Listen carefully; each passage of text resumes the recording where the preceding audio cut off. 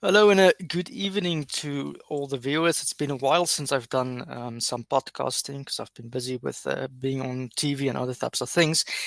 And I've been wanting to have this conversation for a long time on power sector restructuring. It's also called unbundling, it's things of that nature.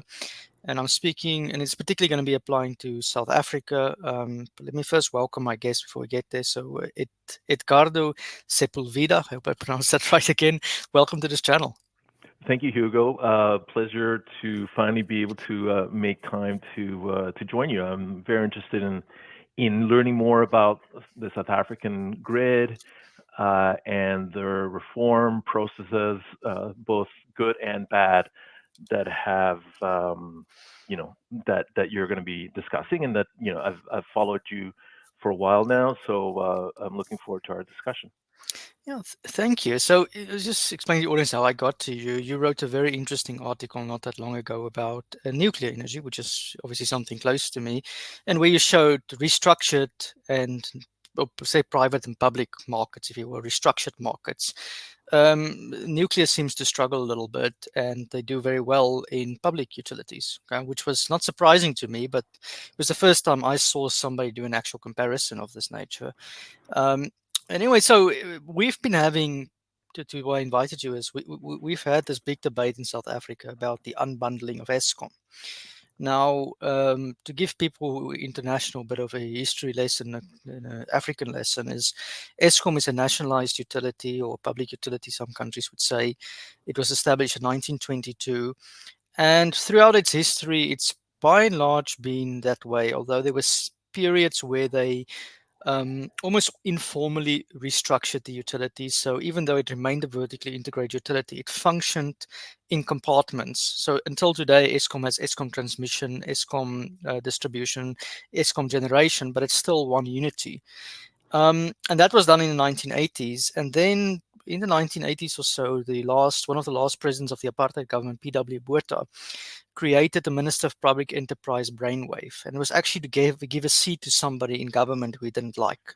Okay, and that Ministry of Public Enterprises was created with the purpose of introducing what he called Botonomics, which was a spin-off of Margaret Thatcher's reforms into South Africa. Okay, then of course it was the regime change at the end of apartheid.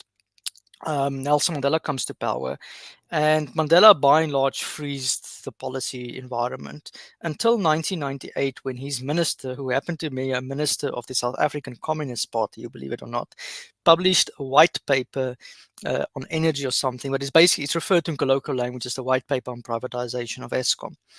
And the theory at the time was South Africa's excess supply. This is an inefficient way of managing things, and we're going to restructure it like we had restructuring in the UK. And South Africa creates this white paper with the purpose of putting Eskom on the path of unbundling. Okay. Hmm. But at the same time, as the government starts doing it, the unions push back. And since then, we've had this weird bespoke system where it's not really public or private, I would say. It's theoretically still public, but they work in compartments as if they are unbundled. But the laws haven't been carried over. What happened at that time is Eskom, because the government had like an intermediary process that became permanent, which is Eskom lost the ability to add new capacity to the grid. Okay, so they lost the ability to add their own generation. That became the responsibility of government, particularly the Department of Minerals and Energy today. And they set tenders. Oh, now I've lost the guy. That's not good. Oh, we didn't click down. Just 1 second, people. Wait a little bit. He is all the way from Ontario. Hello, everyone.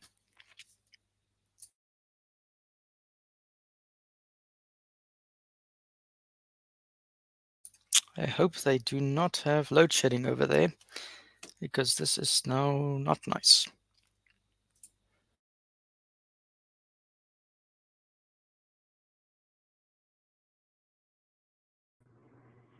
Sorry, Welcome back. sorry.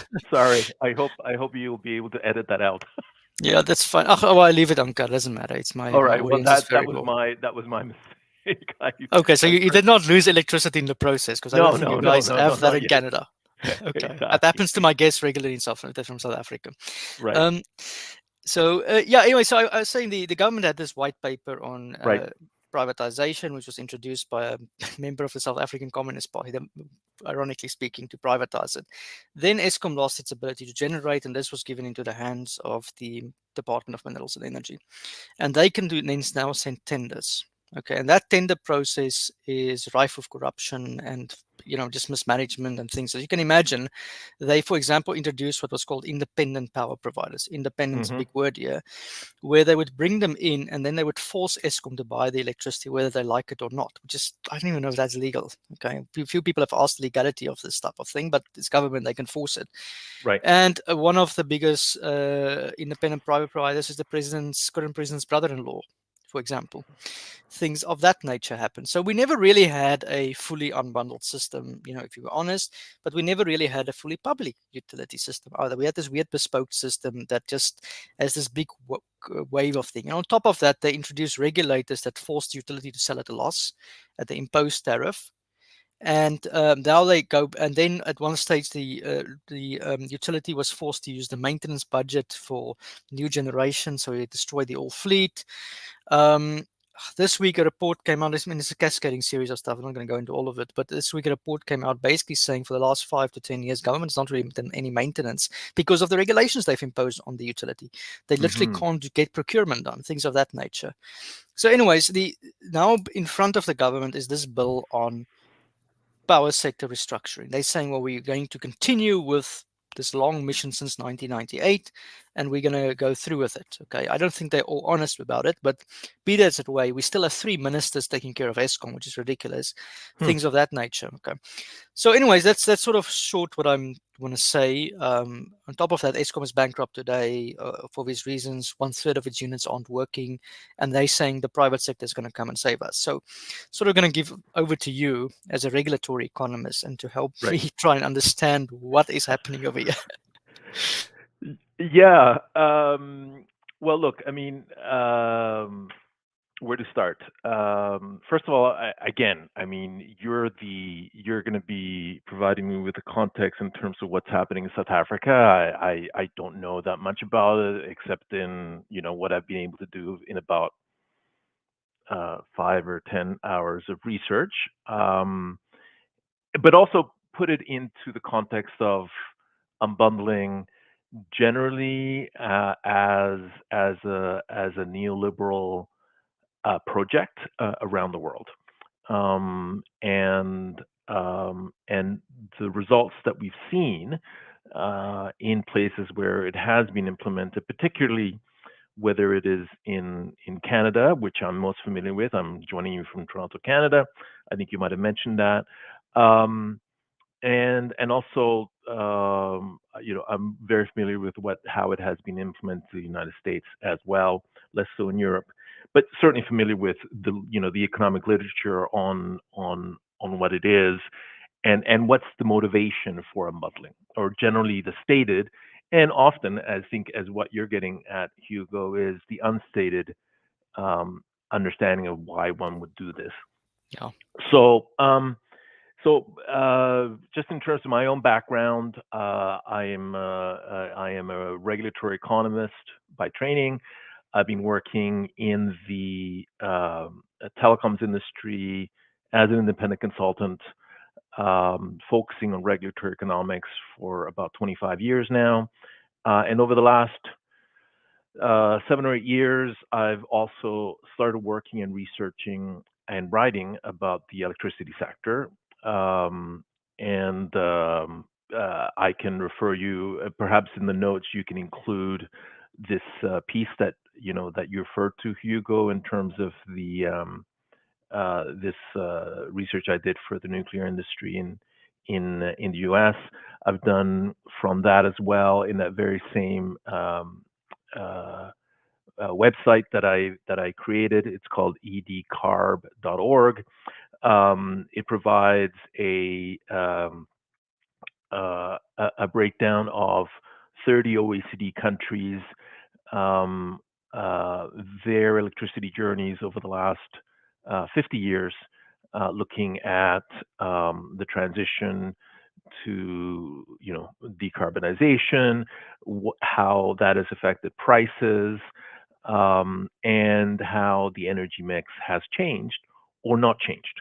And so I've tried to undertake a pretty data-based evidence perspective to looking at what is happening, in particular in the industrialized countries, in the OECD Mm. high-income countries, to try to get a sense of how these energy transitions occur, how these electricity transitions occur, and also some of the political economy aspects of it. So both the ownership aspect and also the economic regulation aspect, and how those are likely to impact both affordability, reliability, decarbonization, and other aspects that we care about from an electricity perspective. So that's my background, and so I'm certainly able to try to situate what I understand to be happening in South Africa in that context, in the international context. And perhaps, maybe we can start with the beginning, Yeah. and look at sort of why is it that people started to restructure their electricity sectors, and also the process of privatization, which is often part and parcel why people restructure. Yeah, so let's start there. So, for those who also don't know, you're from Chile, which is a country that is, I've taken some interest in. I've got colleagues from Chile, some of them whose parents left 40 years ago during Pinochet's rise to power, when he came to power through the coup d'etat. And Chile, right, was the first country, as I understand it, to really go on this mission, like on widespread.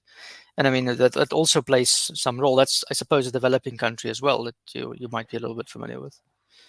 Yeah, for sure. So look, I mean, uh, just to you know uh, go back to the beginning, way back, just to give you a sense of how relatively new this process of liberalization is, and the idea of ownership. So, the first power plants that were established, including from, the Pearl Street power plant in New York City by Edison in 1880s. So we're talking 140 years ago. Were privately owned, um, and and I think in most countries, the first generation of electricity was privately owned. It was generally not regulated, and generally it was, to put lights up for streetcars, where it was often the rationale for that process. Let's fast forward about 25 or 30 years, and especially in North America, to some extent in Europe, and in some of the developing countries, they were all developing at some point during that period. There was a reform push for public power. That is to say, for the provision of public utilities, because people saw this as a fundamental service of strategic national interest. And so, from that political perspective, there was a political push for control of electricity and electricity sector, not to leave it to private markets. And second of all, private markets were focusing on highly or higher income urban areas, providing industry, and we're not really going outside of their urban areas, let alone in the rural areas. So there was a push, especially in North America, to what they call public power. And it was in this process that the very idea of public ownership of electricity, which was really an anathema until that time, started. And so, whether it's an Ontario Hydro, one of the largest publicly owned utility, which is sort of in my home province here, the Tennessee Valley Authority, slowly over the interwar period, and especially after the Second World War period, you start getting the idea of public utilities. So EDF the Electricité de France was first nationalized in 1946, putting together, I think it was 200 plus electricity companies that were mostly privately owned in France. And out of that, from a national development project, an idea of electricity as a strategic resource that can not be left or should not be left to the private markets. You have Electricité de France, you have Hydro Quebec, you have the nationalization of electricity in Chile. I think ESCOM gets created around that time as a public utility because it was nationalized. It was private before, and it was Yes. nationalized afterwards. So during the Second World War, or immediately afterwards, you get this ideological shift towards public utilities, publicly owned utilities. There's a few exceptions, the United States being one, where to this day most utilities are privately owned, but there's an idea as a state service that there is, and so that's the developmental and kind of industrialized world vision of the electricity sector. And what you do at that point, you start to create regulatory mechanisms to ensure that it's not only publicly owned, but it is responsibly publicly owned. And you create a series of mechanisms like regulation, economic regulation. You establish independent regulatory authorities to ensure that it's not only publicly owned, but it also is actually in the public interest. And you start creating such things as electrification of rural areas, et cetera, et cetera. That model served most of the world, Yeah. especially the developing, especially the industrialized world, relatively well. It was that model that created the industrial life that we have now. That model basically doubled the electricity sector every year. We had 7, 8, 9, 10% year-over-year growth in generation, in distribution, in electrification. In Canada, we had 5% of the farms were electrified, in the 1930s, 1940s, as a result of including public ownership and the social welfare to have rural electrification. We were close to maybe 70% by the 1950s, right? And so Wow. those expansion of the electricity sector as a social good uh, through public enterprise was the model in most countries, especially including in much of the developing world, that after post-colonization, the leaders at the time, whether it's in sub-Saharan Africa or in Asia, the leaders of the time, wanted and recognized that, the electricity sector was fundamental. And so after post-colonization, after the Brits, the English, the Spanish, etc., left, created mostly state-owned enterprises in their countries. So whether it's Vietnam, that I know you've talked about, South Korea, Indonesia after the Dutch, et cetera, et cetera. I mean, these are all state-owned enterprises, and then that's the dominant model until about the 1980s, 1990s, Mm. where, as a result of, among other things, a slowdown in electrification, the oil crisis, and a series of other, end of, the beginning of neoliberalism, you have what we had here in Ontario, what you had in Chile, in the UK, and much of the United States, is this return to the idea of a private ownership, so return to the past, return to 100 years ago, and the idea that these are no longer natural monopolies, and therefore there should be competition. And what you do is you go through a process of mandatory restructuring, or unbundling as you refer to it, which is basically you have a vertically integrated, you have vertically integrated utilities that are integrating both generation, transmission, and distribution. And you say, well, look, we're going to maintain the distribution and transmission as monopolies, and we're going to continue to regulate them based on a cost of service regulation. But generation, we no longer believe to be a natural monopoly. It should be subject to competition, and so we're going to unbundle those processes, and we're going to break up. We're going to break up these companies, and we're going to create markets where markets did not exist, and we're going to allow free entry into that market to be able to sell on an auction basis um, Yeah. electricity.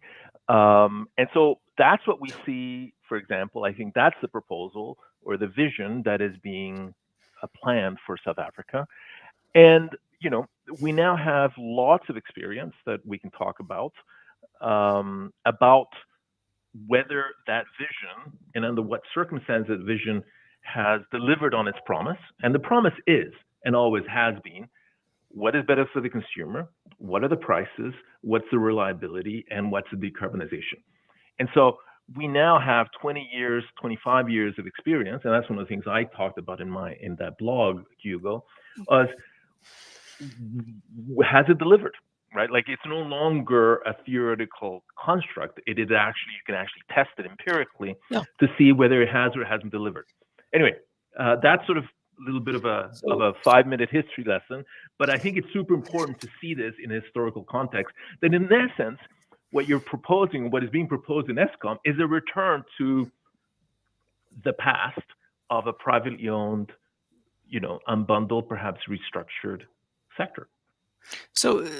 let's go to the past before vertical integrations to unpack that. What was the ownership structure? No, first of all, going back 100 years, the world has changed a lot. So, it's questionable what lessons one can draw from that. But the first question in my mind would be when it was a privately owned, uh, uh, I don't even think they were, you can call them utilities at the time because some was just for mines and things of that nature, right? I mean, it was very limited to a certain sector of the population. But when you had that, was it controlled by oligarchs or was it sort of small business type of competition, which is the dream they're selling at the moment, right? It was well in again I don't know in South Africa, but certainly in North America they were called robber barons, right? Right. And So they're I mean look I in mean South Africa, they were called landlords, and landlords. Okay, okay, the rand is where is our money system. The rand is where the gold is mined. Okay, so right. they don't. It's basically the same thing, right? They had electricity for them. Now the logic, the critiques against unbundling or no, vertical integration would say that nobody should have disturbed that system. That system would have solved itself out, and we would have, had market development. The economy was already growing. The government broke something that wasn't that needed to be broken. Right. The counter to that would be, wait a minute, this was highly concentrated wealth, and that was a threat to democracy, which was the argument of the labor union in the United States, with Louis Brandeis type of arguments. And we need to break them up basically. And when we cannot break up national monopolies, we can have public ownership. And this was not just for electricity; it's for water, it is for highways, any railways, things of that nature, right? So that is sort of the two arguments. And today, still in South Africa, the vision is as if the arguments of 100 years are being fought in the media at the moment, right? I mean, look, I mean, these are the arguments of political economy since time immemorial, Hugo, right? The idea of public ownership, the idea of, what is better, and it's tied with a whole bunch of things. It's tied about with culture, it's tied with class, it's tied with, a series of visions of freedom, and so there's nothing new under the sun, and so I just think it's important for us to recognize that the world, the liberalized world that many countries live in, and it's not all of them, is a relatively new development. It's only been 25 years. In Ontario, we have a sort of hybrid approach where they tried to go through a liberalization process, but the political pushback to some of the results of that was so strong that they pulled back on it, and so now we have this kind of mix of a Mm. system. In many countries they haven't done that. Many countries they've continued to do that. So I think the idea of unbundling and the idea of whether or not the next step, which is the idea of competition, that's what I kind of studied empirically in this blog, which deals with how is it that certain types of generation are harmed by or do not thrive under certain types of political economy situations and others do, also leads to the idea as to why the the different parties are and the coalitions to push for a change in control or a change in regulation or ownership are put together, right? So, for example, in Ontario, at turn of the century, the coalition that wanted to have public ownership, against the mercantilists and robber barons at the time that owned these concessions and these were extracting monopoly rents, etc., were a series of public power reformists, but also a series of industrialists who saw themselves as being ripped off by the mercantilists, right? Because they were charging the prices were too high, and so it was an odd mix of coalition building. Like for example, I mean the coalitions that were put together in North America to push for liberalization was a combination of industrialists who saw regulated industries, sort of regulated utility model as detrimental to their interests because when a utility or when a regulator establishes rates, they can set different rates for residential customers and industrial customers, for example. And so, but in the deregulated market, the market is the one that sets that price. And those industrialists believe that under a deregulated market, that their prices would actually decrease. And in fact, that has happened, right? So we've actually seen a unbalancing of the prices between residential and industrial customers, whereby the actual industrial customers have been biggest beneficiaries of deregulation. You also Well, saw, just to hamper on that, in South Africa, even with our sort of bespoke system, that's unquestionable. The mines, in fact, have been subsidized by the household consumers. It's widely acknowledged. Okay. okay, And people have been saying, but we need to increase the tariff to make it cost reflective. And then the pushback against that has been, wait a minute, we've been subsidizing them even with a regulated tariff, and now you want to make it cost reflective. Why don't you tax the miners? mm, mm, They've been mm, benefiting from the economy. And throughout the history of South Africa, the role of the miners have always been seen through skepticism because of they had to be, they were connected to the government of the day, whether it was the British government or the apartheid government or even the current ANC government. You have to be in bed with the miners if you want to control the country because it's a mining heavily in country, right? So there's right. always public skepticism against the oligarchy, if you will. And they've been giving a free ride. Of course, they would Right. say, but we're using that to create wealth and industrializing the economy. So you back off, Yeah. Look, I mean, and so that kind of political economy tension has always existed. I mean, the other thing that existed in North America and the push for liberalization were by environmental groups who saw as the utilities as resistant to the you know the incorporation of wind and solar, and so they thought that under a free market system, there would be free entry, and so they would be able to more strongly advocate for wind and solar, and that's what we in fact have seen. And what we've seen is that through the idea of in North America, in the United States, they're called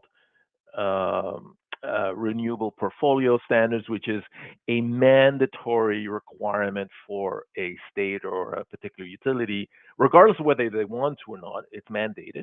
So Well, it it's is it's it's regulation. it's It is mandated in the bill that wants to unbundle South Africa's system as well. They say with the purpose of increasing renewables. right. So there you go. So I mean, look, I mean, it's there, again nothing new under the sun, and so you have this odd mix. What I was getting at, Hugo, is that before you had a different mix of reformists.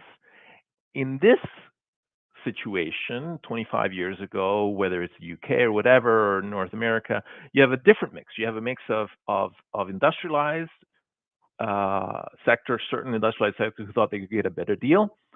You have environmentalists who thought that they could, through a liberalized market, they could better advocate for their preferred electricity generation.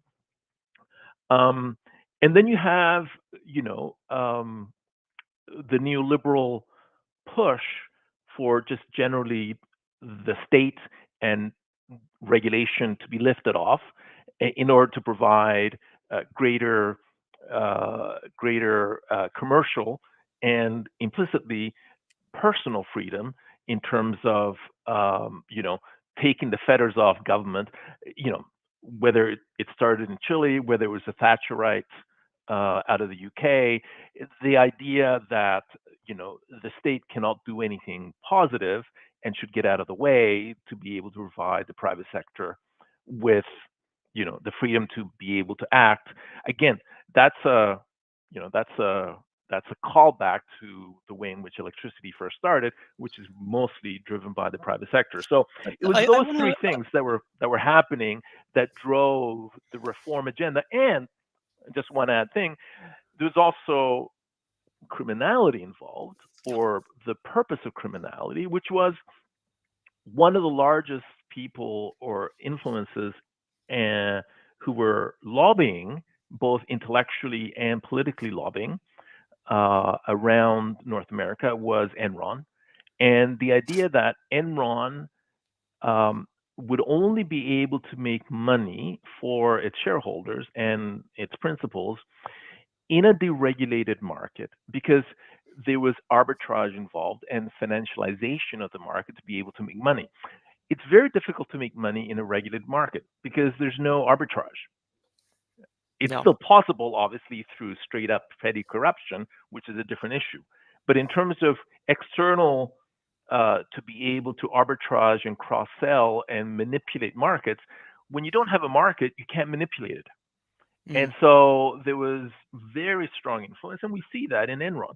It's not surprising, and this is one of the things, Hugo, that surprises me, is that it's not surprising in North America that not a single state or a single province has deregulated or unbundled since 2002 and the Enron crisis.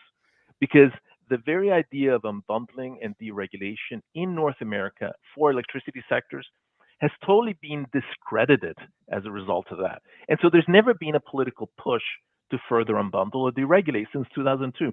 So what we have, the deregulated markets, of which they're a minority, by the way, in North America, yeah. most markets are still traditional integrated regulated utility, whether public or private.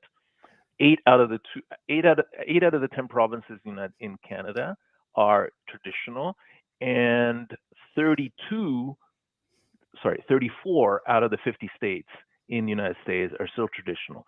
So the deregulated market is still a minority in North America, and that has remained stable for at least the last 22 years, because the deregulated market lost its political luster, its attractiveness, as a result of the electricity crises that occurred in North America around that time, and also the criminality of Enron.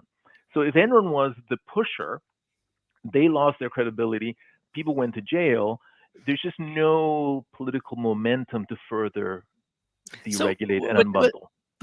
let's start with a few terms. I wrote this one article where I called it the language of fools, because we use these words private sector and markets and unbundle as if they mean what people think they mean. Now, this is a natural monopoly. Let's look at it. You've got one grid. Transmission and distribution, as you said, will still be a distribution. You can theoretically have towns competing against each other, right? But transmission is by and large a national grid, high voltage being transferred. So you still maintain a natural system, and then you impose this auction system on top of that. That basically you've got this, this sort of system operated that is sort of an arbiter of who wins the pot of gold. But the electricity that I'm using in this computer comes from the power station that's closest to Paris, where I happen to be sitting, right? It Right. doesn't come from the guy in the UK that is bidding in on the European market, or on the other side of France is bidding in on the market, even though it's theoretically competing against it. Okay, so I'm not buying the actual product. Is this a market? Like, aren't we being like we sort of intellectualizing a simulator, and we're thinking, okay, that simulation is a market. Yeah. Look, I mean, yeah. I mean, yeah. I mean, I think I know what you mean. I mean, the most recent podcast I was on, Power Hungry, we talked about is electricity a service or is it a commodity, right? Right. So, like, I mean, so again, words matter, and yeah, I mean, people use terms, in a way that is favorable to their cause. And so if you're if that's your point, Hugo, which is that, is it a market? It's a form of a market, but I mean, just because people call it a market, does that mean that we should be in favor of it? I mean, that's a different question, right? But I And mean, then, if you go back 100 years ago, right, when they had these private-owned things, they yep, didn't have an auction system. You can say no, that's a so you can say the market selected for, which was, I think, at that time, small vertically integrated utilities, maybe, or vertically companies, right? right, So I spoke to the head of the South African Free Market Foundation on this, and he made the mm, argument that a free market, and he's a pure libertarian, right? He's a Hayekian. He said would select for the best hierarchy. So it's not inconceivable for him to have a vertically integrated utility that's owned by, say, shareholders right, in a free market, for example. yep, That is a completely plausible thing. So to say that you're for public utilities or vertically integrated utilities does not necessarily mean that you're a socialist. Okay, you can still be there's some people who can still square that with a libertarian view.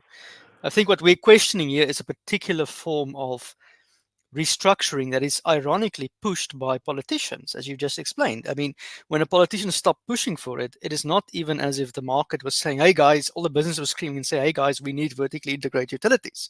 They just stopped talking about it. yep. I think I follow you. Yep, yep, yeah, yeah.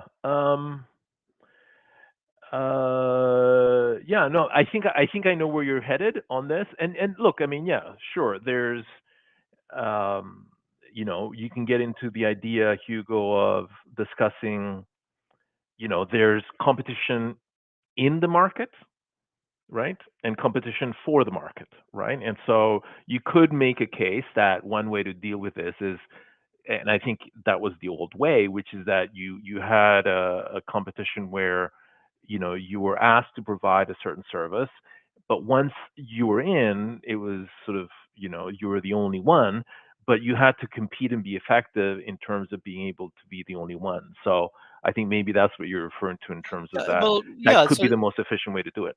another way to explain it is Australia, before they put interconnectors everywhere, even Europe, Yeah. had public utilities in every Mhm. province Mhm. who would compete for lower prices against the province next door. Right. So that's a market, you can argue. It's competition, whatever words you use. Yep. And then Yep. they placed they placed what do you call it, interconnectors. So Mhm. they created a natural monopoly, if you will, on a grid. Right. But then they said we have a free market from generation. I see. I see. You Yeah. see, Look. would you understand what I'm saying? So we there's lots of nuance here where it's like I'm not sure that we truly understand electricity to begin with, Right. but it's sort of that thing. It's like we're fooling ourselves with the solutions, and because it says this language of fools type of thing.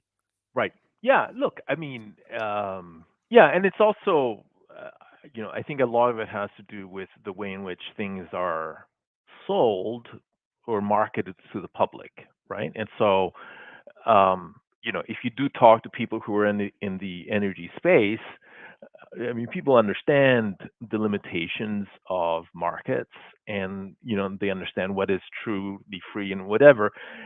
And look, you know, I, as an economist, I have no problem calling something a free market, and still not thinking that it's the best solution, right? Just because you call it, I mean, it could be the case that ideologically people say here free market, and they go, oh, that's necessarily better because that's the Yeah. mindset. I hear free market, and I don't necessarily think it's for electricity the So, best so way your to do your it. your ap- so your approach is truly empirical. You look at the data and you say, well, that's that's just what tells the truth. A Yeah, scientific yeah, method, yeah. you Well, think? look, I mean, put it this way, Hugo. Um, I've been in I've been a regulatory economist for 25 years. I know full well the benefits and drawbacks of markets, both in electricity markets and in telecommunications. So I have no problem empirically calling it a market and also not Mm, necessarily adding a value judgment onto it, right? And I think, right. but I think it, so the value judgment I think is important, I think, because it gets sold as a necessarily preferential. um, Perhaps in South Africa you're kind of you're referring to, and it's true in North America as well. People will prefer markets to state regulation and whatever. Yeah. But I mean, state regulation.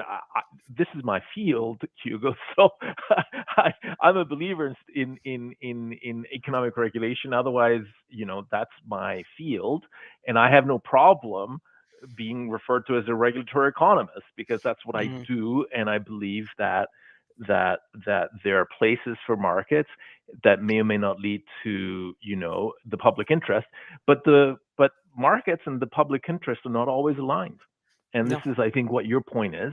And perhaps it's a level of sophistication that doesn't generally get understood by the public. But I have no problem saying that. I mean, otherwise I wouldn't be doing what I've been doing for 25 years. Yeah, and I say this as somebody who's just worked in the energy sector and I've worked in various sources, is that Hmm. there's a lot of money in it. There's Oh eight yeah, sources, and inevitably it is political. yeah. A lot of people have said, "Can we just get politics out of energy?" And I'm like, "How? How? You tell me how you can do that. You cannot. You You cannot cannot. eliminate. I've not seen a single country that is politically free unless it's a small island with a diesel generator. Okay, but generally speaking, it's so attached to people. So inevitably it is political, and Hmm. inevitably these are policy choices. Now, I'll give you a good example of this. I spoke to people from Eskom's transmission office, and I said to them, "Give me your honest answer. Renewables or nuclear? Which one? Have you done an assessment to just tell me what the cost is?" Hmm. And they say to me this, well, renewables is cheaper on generating electricity. Nuclear is a bit more expensive. The transmission is about the same, okay, even though renewables require more lines, but the distribution disfavors renewables over nuclear, okay? Nuclear, you need a smaller distribution network. So I'm like, okay, and what is your final calculation? He's like, well, it's within 5 to 10% from each other if you Mm. really go into the math. So he came to the conclusion that these are ultimately policy choices. And he says to me, "Have you ever seen a big infrastructure project that hasn't gone over budget? So whatever margin there is, that's going to be blown anyways through overruns." So he sort of comes to the conclusion that this thing is ultimately not about your favorite source, but it's the weirdest thing that those who are in favor of, well, it's probably not weird to you, but those who are in favor of deregulation and unbundling are pushing solar, wind, batteries, and natural gas. Okay, that is the Mhm. only thing. Yep. Those who are in favor of public utilities go for coal and coal to nuclear if you want to decarbonize. And that is Okay. sort of the political spice. So it's as if the political ideologies have already made their friends in terms of the technology that they're favoring. Yeah, and it was certainly the case in North America where if you look at who the sort of the economists and other lobbyists were able to put together a coalition, like I said, that included environmentalists who were pushing for greater or increased, solar and wind. So that alignment, Hugo, is mirroring what was happening in North America, 25 years ago. It doesn't surprise me at all that renewables advocates are the ones who are pushing for, deregulation, which kind of gets to one of those ideas about public interest, because you tend to one of the things that is a disconnect in my own mind was that you always associated people in the renewables industry as being socially progressive, politically progressive.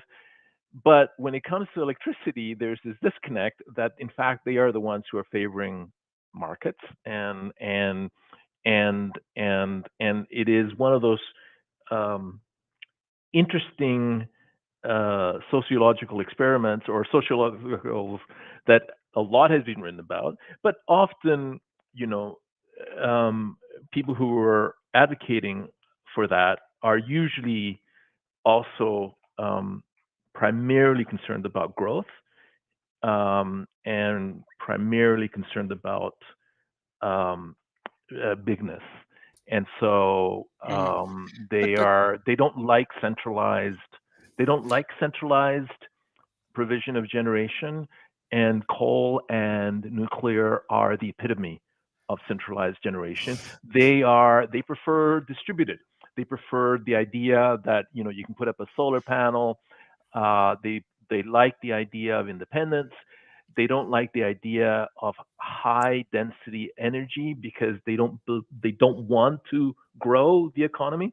I mean, look, one of the things I learned in doing the research for this interview, Hugo, was unfortunately, you know, South Africa is a really good example of degrowth in the electricity sector, yeah, right? I mean, and as you know, degrowth is a political ideology that says um, certainly in the north, and I don't think it would necessarily apply to the south.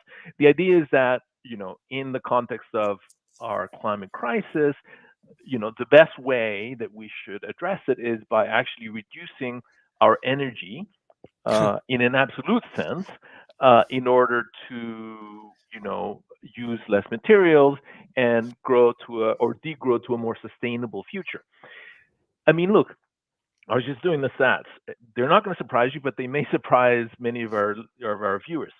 So, um, you know, in North America and Europe, we have basically stabilized our energy use over the last 20 or 30 years after phenomenal growth in the 40s, 50s, 60s, 70s.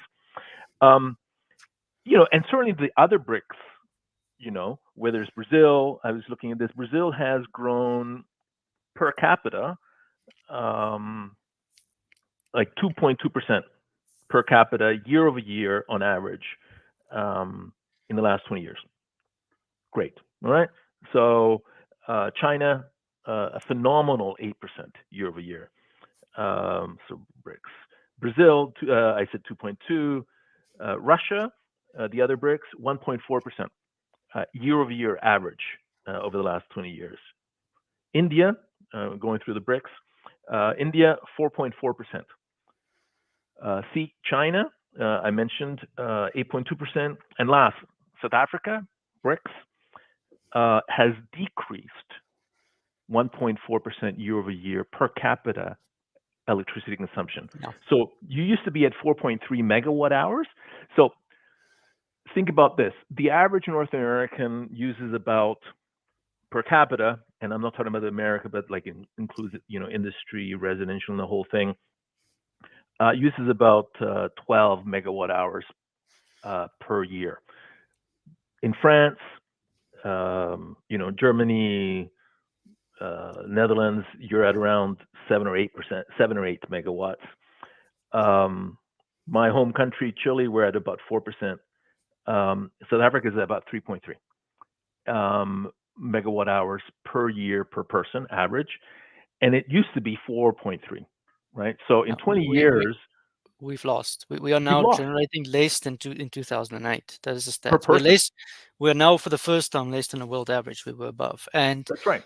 the interesting thing is ESCOM in 1998 warned the government to build power stations when this paper Right. came out, okay? Okay. And they predicted that South Africa should now be at 70 gigawatt of installed capacity. So the rule is about 1 gigawatt per million people, okay? We're about Right. 66 million, so it's about 70 more or less. Yeah. Um, we're now 25, You're at okay? 25 working effective capacity. Yeah, effective capacity is 25. Right. We have 50 installed. So if we You just have 50 fix the installed. broken ones, Right. we're close. We don't need more power stations. That's a joke. It's a disgrace how the government's mismanaged this thing. But the fact that they impose regulations on the utility to not even fix the broken ones and not build new ones And has what was that? resulted in this. was that like deliberate? I mean, I'm asking you because I don't know. Was like so? Was it incompetence? And I agree. There's a great deal of incompetence to go in the energy sector across the world, and I'm sure in South Africa as So well. But what or was it the idea that we don't need to grow? Because I no, mean, there is the because idea was so degrowth has never really had a traction in South Africa. There's a fringe, but it's never had a but traction but politically. implicit it has been. I Oh yeah, mean, I know that you've the lived it. government is government's doing it, but The government has done it, right? we actually our carbon emissions are actually gone down. It's incredible. Yeah, of Okay, course you like have, because if you don't, using it's coal, we proved it. that's right. You proved that you could do it, because if you actually, it's kind of like when the Soviet Union broke up. Yeah, sure, but so did life expectancy go down, and carbon emissions went down because the whole economy went down. So in South Africa, you've proven the point that you can actually reduce your carbon emissions by degrowing. So the thing is, South Africa, I'll explain what happened. South Africa created a regulator that forced the utility to sell at a loss. They imposed absurd new generation rules that the government has to approve, which they never did because they always thought it would continue. And then when the panic struck, they used the maintenance budget to build new plants after they fired engineers 10 years prior to that. So we had no skills left to do it. Okay. So that Mm. exploded the cost of the new plant and deferred maintenance on the existing fleet. I mean, it's the most idiotic policy that anyone can think of. On top of that, to make it worse, after apartheid, there was a sense of affirmative action push in the utilities, and they came with what they called preferential procurement. So the idea was that black owned businesses would get some favorable deals. Then, what everyone's view on that was, they pushed it to the absurdity where every contractor, everybody has to have a black owned partner, even if it's a spare part from Japan, which how are you going to find that, right? And that increased cost further. And in the middle, it created an incentive for political middlemen to jump into it, those connected to the ruling party. On top of that, they started firing competent engineers and replaced them with ruling party loyalists. Okay, so you have all the things you can think of doing to sabotage a utility. They Mm. did to it. I say what South Africa did to ourselves is what Bill Clinton's advisors did to Boris Johnson, even not Mm. worse. But we didn't have dodgy US advisors. It was our own people advising people. And ironically, it was the unbundling guys who said this was going to be a good thing to have the department determine it, because the idea was the government's going to mandate 30% generation will be private. But Ah. at the time when they unbundled, we had the cheapest electricity in the world. Okay. And the private sector said we can't compete with cheap electricity. So what happened? Nobody built power play stations for 10 years till the prices could rise. Oh, interesting, interesting. Yeah. But So you can't. I mean, you can't create a. I mean, look. I mean, if you're gonna just look, I'm not opposed to unbundling in principle, and it yeah. can be done better in some circumstances than others. But if you're gonna do it right. Like Yeah. minimize your losses, right? Like you can't, you can't. I mean, there's certain things you have to do if you're going to give unbundling and competition a chance, right? And this is not reinventing the wheel. So the first thing is you have to be able to provide a mechanism that the new entrants are going to have confidence that that their investments will have a possibility of earning a return, Hmm. right? So it's one of the Yeah. first. I mean, fundamental, right? Like, I mean, it's governance where you provide, security of supply. You have property rights. I mean, the usual things that have to happen, right? And so you have to make sure, and also you have to make sure that you control for potential, abuse of dominance by the incumbent, right? And the president's brother-in-law. I again, I don't know what that means, but But but I, you know, that's the current guy setting himself ready to make money out of the system, which is a okay. case of criminality again. You know.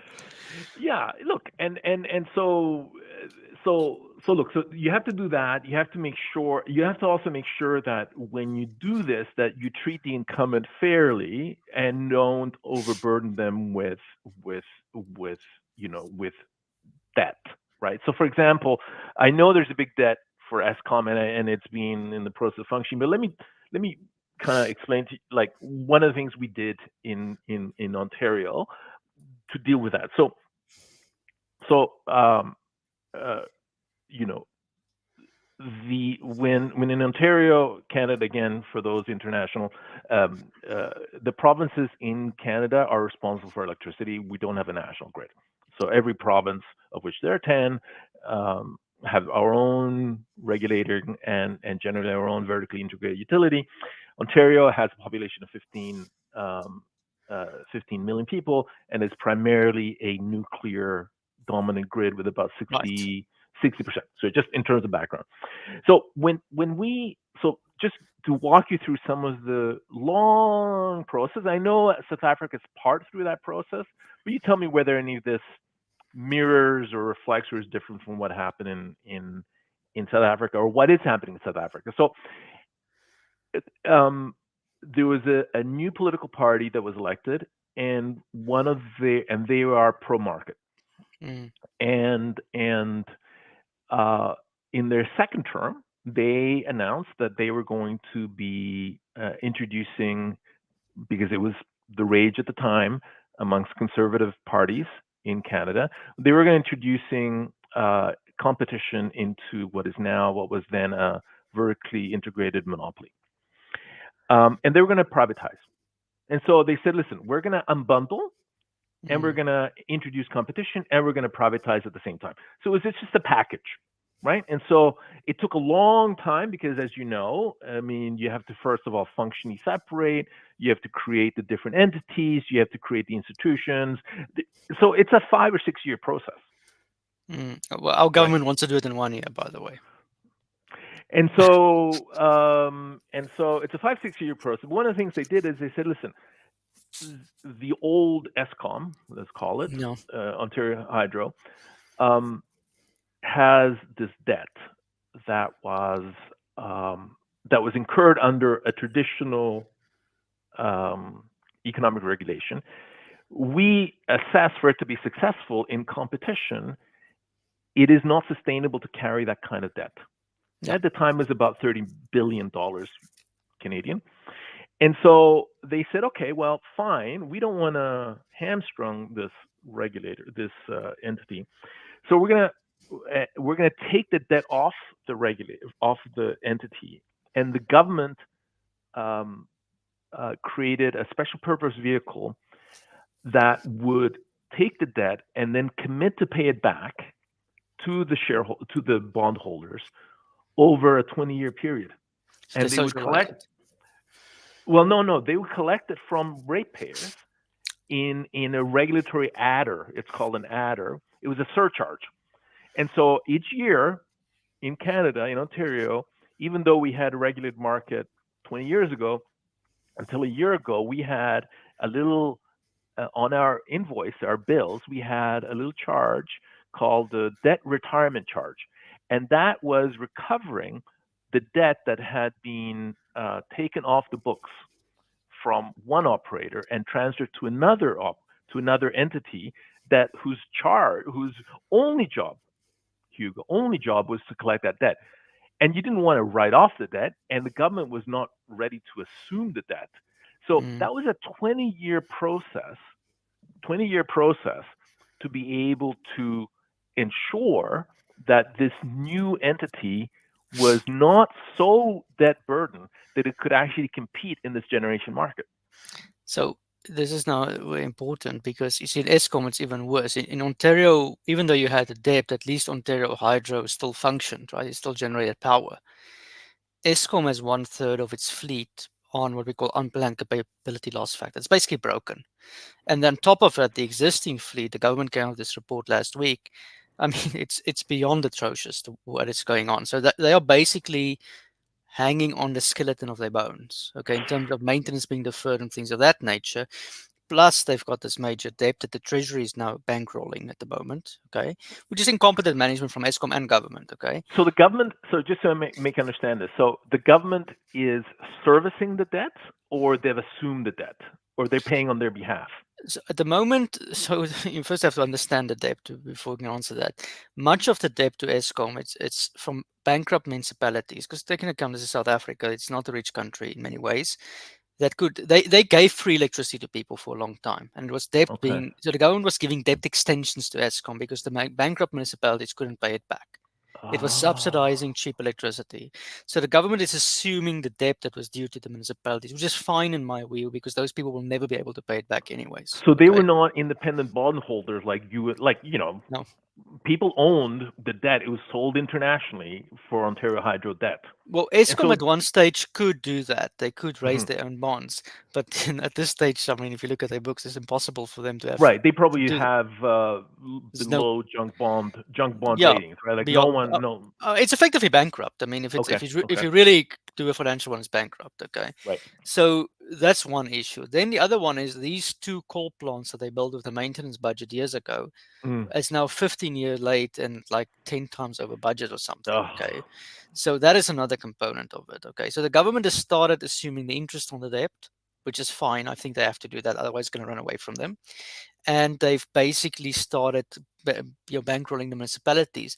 But now here's the problem: they want to unbundle in bankrupt municipalities who can't even keep books. They don't have audited accounts that are proper done. Okay, I mean, this doesn't sound to me like we've got even. I mean, I said this to our parliament. I don't think we have the preconditions, right, to even consider this, right? And I mean, honestly, I'm not.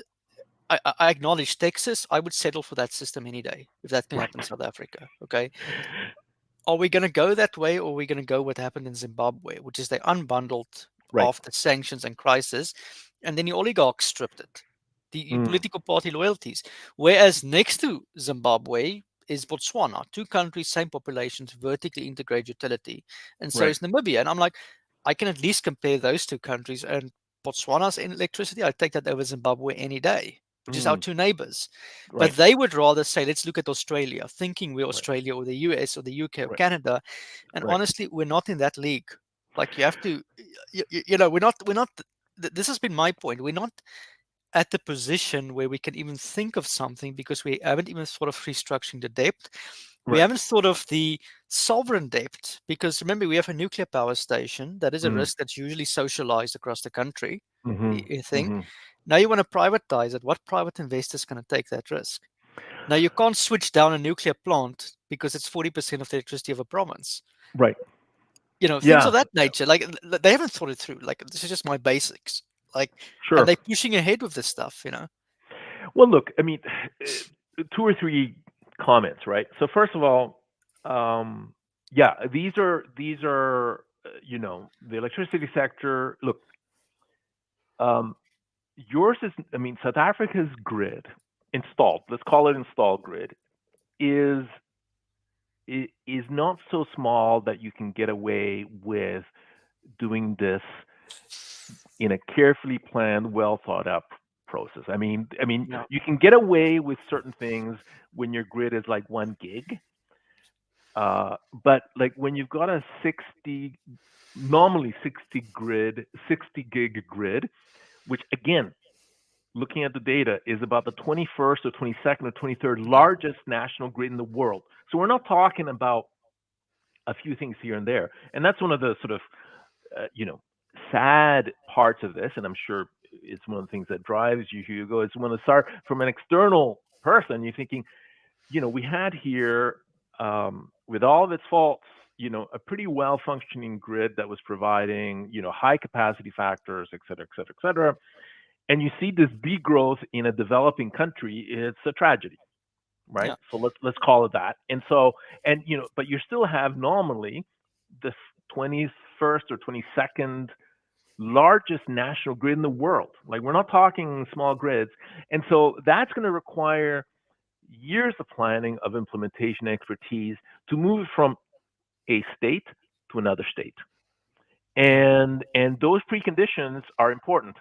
It talks about electricity reliability and all these kind of things. And so, um, you know, um, but at the Well, same time, I've got to. the other precondition that I've been raising publicly is I say Yep. countries broadly speaking have three priorities in energy.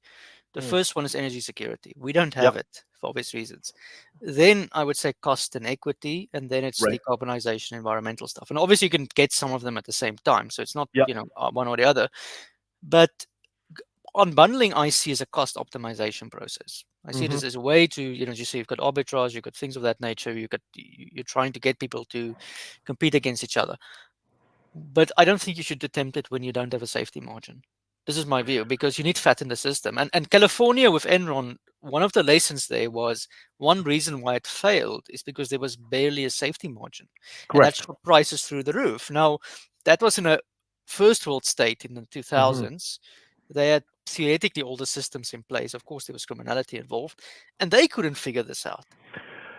Well, look, I mean, the idea that look, so if it works well, the regulated utility model, whether it's private or public, one of its bedrock foundations is reliability, right? Like it Yeah, was designed. I mean, look, it did it for 100 years. It provided, warts and all, relatively good, reliable electricity. And there was an embedded planning process to get around that. So so what you're doing by unbundling, you are and moving towards deregulation and liberalized markets is that you are saying, look, um, the planning uh, is suboptimal for a series of reasons, and we shouldn't rely on administrative planning. We should let market determine the plan. And so, um, and so it could be the case that administrative planning in South Africa has failed, and I think your yes, description has in fact done it. And so you're in the you're in the frying pan, as we say in North America, and but to jump from the frying pan to the fire, or the fire to the frying pan, which is the other, it's not necessarily the case that you're going from a theoretically planned process, regulatory process, badly implemented, to one where you go to a decentralized, unplanned, market-driven process, and it's not necessarily the case that you're going to end up well. But the other thing is, it's not unusual, Hugo, to also for political interests and commercial interests. And this is what Kenneth Lay from Enron used to say: is that let no crisis go to waste, yeah. right?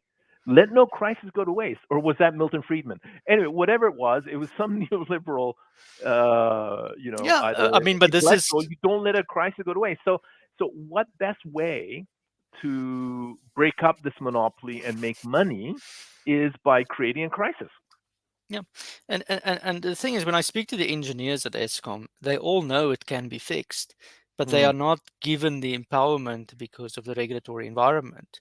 Now, is it that government does it deliberately, or maybe they haven't figured out how to unbundle, how to fix it yet? I don't know. I mean, it's going to be various options, or these things go together. But it's clear that there are banks and private interests pushing for, or they call it private again, but then they want the government to give them sovereign debt guarantees. right. Okay, which is questionably if that's it's questionable if that's really private. So they get that's really privatize your profits and socialize your losses. So Correct. solar and wind industry in particular has got sovereign debt guarantees for 100%, which Ah. encourages enormous risky investment. Mhm. Okay, Mhm. whatever your view on solar and wind might be, and there's a few people who've asked if these projects are ever going to meet financial close. Right. Okay, so they stranded assets effectively that you want to Yep. keep on subsidizing and then call that the private sector. I mean, the whole thing is a mess. Okay, if when you dig into this thing, you're like, this is insanity. The way that we've Mhm. got ourselves into this mess, and now we don't know how to get out of it. And now we're like, okay, guys, unbundle, problem solved. Just yeah, Yeah, yeah. And look, I mean, it's a really interesting case study, Hugo, and I don't know the answer, but just looking through the unbundling process that we had to carry out in Ontario, it was years in the making and planning. It was expensive, mm. right? I mean, you got to pay the consultants, right? Oh yeah, You, you, they've already made milked Escom. you got to pay the consultants. You got to, pay the accountants to be able to functionally separate and administratively and accounting separate all of these things. The liabilities, you got to pay the lawyer. So The there's a, loans there's from the World Bank. well from the World Bank, etc. So there's a whole process, and I mean, I've done some of the math, and it's in the billions of dollars. There's a whole industry to deregulate. right? Yeah. And so there's an interest in that. And anyway, so look, I'm a consultant myself, so it's not that I'm necessarily criticizing all consultants, but let's remember like what the intention is, right? Mm. And so it has to be well planned. And you are now in a crisis mode that may or may not work out for the South Africa, but the preconditions that have been used in North America and in Europe to date, as you're describing, have not been met in South Africa. Yeah. As you described them, have not been met. Now, it could be that in developing countries that I may not be familiar with, those conditions have been met and you've kind of muddled through. But the conditions that existed in whether it's Australia, whether it's France, whether it's Ontario, California, New York, Texas, even the UK, you're not meeting the conditions because you're in the middle of a reliability crisis. A bit more data that I dug up, the most recent reports, and this is something that like you just, I know people talk about load shedding, Yeah. and in North America we're just not familiar with how much it is in South Africa. I looked at this a couple of years ago. So on the most recent report, so Well, I if have a graph that puts the rest of the world at the bottom and us like. right, yeah, yeah, no, no, Okay. like I looked at that the unserved energy in South Africa until for the year 2023, I guess it was for the first 3 quarters, was 15 terawatt hours. 15 terawatt hours.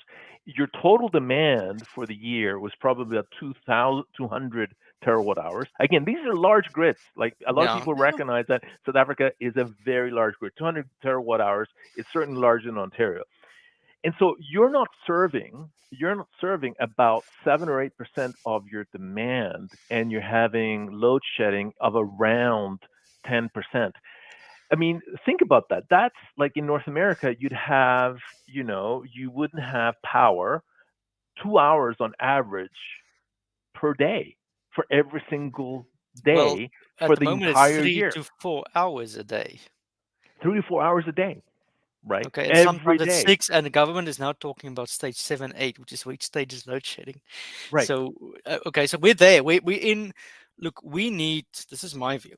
We just need capacity on the grid. We need electricity. Okay, You whether need you fix effective the plants, capacity whether you build it, whatever you do. I mean, I've said to North Americans, if you want to help South Africa, the simplest thing you can do is get somebody who works in the electricity system. I don't care what source, ideally natural gas, and just get them into the country. Okay, and donate it because we don't have the money. As you see, we're debt, we're bankrupt. Okay, whatever, we can beg for money, but that's what we need to prevent the economy from collapsing because the government's incompetent, and we want to try unbundling, which in this is in this which in didn't this even idea. work properly, as you said, in most of America. Um, I mean, I sent you a study comparing developing worlds from the World Bank, right? Yep, yep. And it showed to me that Vietnam, fully vertically integrated utility is one of the best. Odisha and India, Senegal, with systems similar to ours, worse in terms of capacity, Hmm. have failed the unbundling. They didn't Yeah, figure it out. And here we are betting basically that we're going to be Alberta and Texas. So we're edging that way. We're saying yes, okay, right. we're taking a risky bet, and we're going to end up like Texas, which is a great system for like, as opposed to Well, saying I let's. mean, Texas is preferable to South Africa right now, Yeah, right? Like right. a wicked. I don't think that's like that's But in but if but you could but get to people Alberta, if you could people get have to talked themselves Alberta, if you into could it. get to Texas, you'd be in much better shape. Yeah, if they can guarantee me that. No, so I went to the parliament and I said, okay, here's the few risks I cited from the literature. And Hmm. I'm not a regulatory economist. Mafia states. We already have mafias in ESCOM, by the way. Oligarchs. We already have the president's brother-in-law rent-seeking the electricity market. I'm Hmm. like, okay, these are basic risks that I see. Out of all of Africa, only one country is acknowledged to have succeeded fully with the unbundling process, which is Ivory Coast. Okay. And Cote d'Ivoire, and Ivory Coast has only 2.5 gigawatt of installed capacity and 30% of the rural population without electricity. That's cited as a success story by the World Bank. Right. That's how desperate they are. Okay. Right. Um, the rest has not even gotten close to achieving it in Africa. And we're like, we are going to be Texas. Yeah.